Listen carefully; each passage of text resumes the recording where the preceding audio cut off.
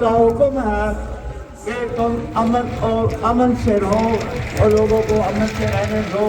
لیکن اگر جیسا کہ اللہ نے کہا کہ یہودی نصارہ تمہارے دشمن ہے، اگر یہ تم کا جنگ کریں تو ان کے ساتھ جنگ کرو اور ڈٹ کر کرو، جنگ دکھاؤ، میں تمہارے ساتھ ہوں. لیکن افسوس کی بات یہ ہے کہ یہ ہمارے مسلمان وہ گولیاں چلاتے ہیں، یہ پتھروں سے مقابلہ کرتے ہیں. یہ بات ٹھیک نہیں ہے.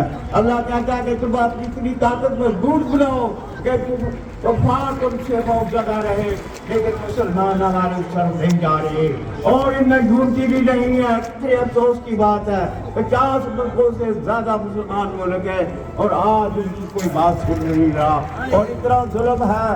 اور ایک اور بات میں کہہ رہا ہوں، اللہ کہتا ہے کہ جو ظالم مزدور پر ظلم کر رہا ہے اور تم نیک تو ضرور ہو لیکن ان کا ساتھ نہیں دے رہے، اگر جنگ نہیں کر سکتے تو کم سے کم آواز تو اٹھا سکتے ہو.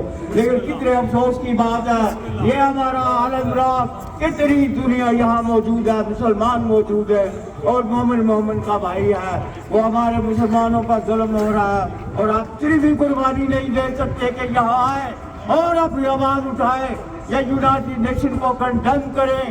یا کس لیے یہ یونائٹڈ نیشن بنی ہے؟ وہ اس لیے بنی تھی کوئی چھوٹا ملک بڑا ملک چھوٹے ملک پر قبضہ نہ کرے.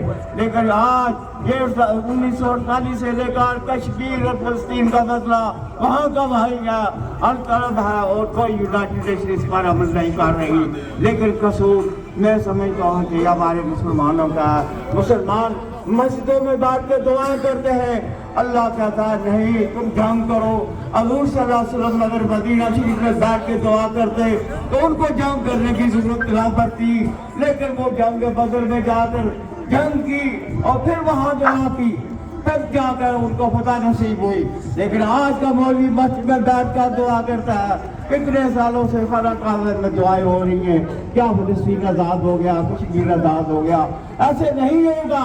آپ کو عمل کرنا پڑے گا، آپ کو اپنے مضبوط ہونا پڑے گا، مسلمانوں کو یکجا ہونا پڑے گا اور اللہ کی بات کو ماننا ہوگا کہ یہودی نصارہ تمہارے دشمن ہیں، ان سے دوستی مت کرو، ان کا اعتبار مت کرو، اپنے آپ کی اپنی طاقت کو مضبوط کرو اور جنگ کرو. اتنی دیر تک جب یہ توبہ میں ہے کہ جب تک وہ فکر ختم نہ ہو جائے ان کو قتل کرو اور جنگ جاری رکھو، میں تمہارے ساتھ ہوں. لیکن آپ کو عمل کرنا ہوگا، صرف دعاؤں سے بات نہیں بنے گی.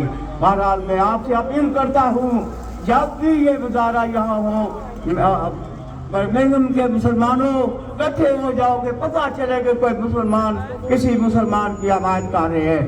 لیکن جو آدمی حمایت نہیں کرتا وہ بھی ان ظالموں کے ساتھ ہوگا، وہ جہنم میں جائیں گے، وہ بھی جہنم میں جائیں گے، وہ ان کو جنت نہیں ملے گی.